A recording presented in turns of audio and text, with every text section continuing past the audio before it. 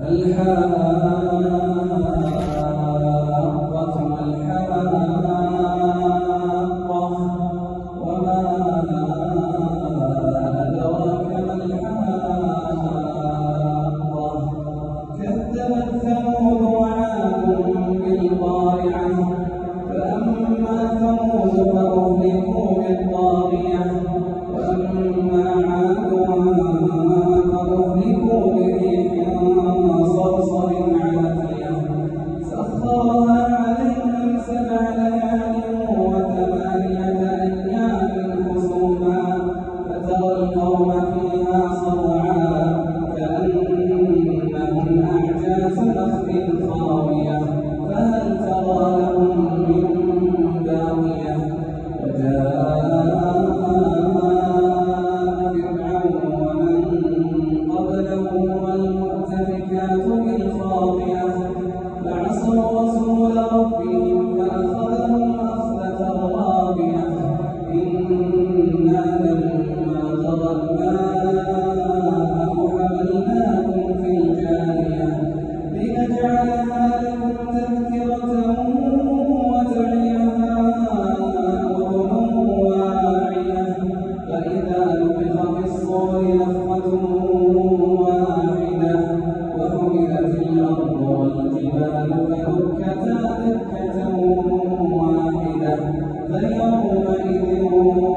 وقعت الواقعة وانشقت السماء فهي يومئذ واهية والملك على أرجائها ويحمل عرش ربك فوقهم يومئذ 8 يومئذ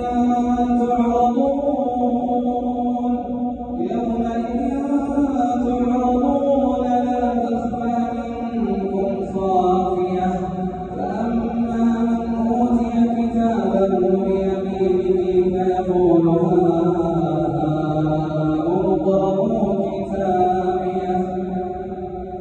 فيقول هاؤم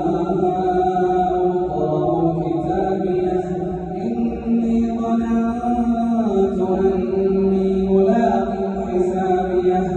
فهو في عيشة راضية في جنة عالية قطوفها دانية كلوا واشربوا هنيئا بما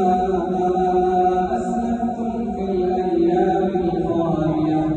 وأما من أوتي كتابه بشماله فيقول يا ليتني لم أوت كتابيه ولم أدر ما حسابيه يا ليتها كانت القاضية خذوا يا ليتها كانت القاضية ما أغنى عني ماليه هلك عني سلطانيه خذوه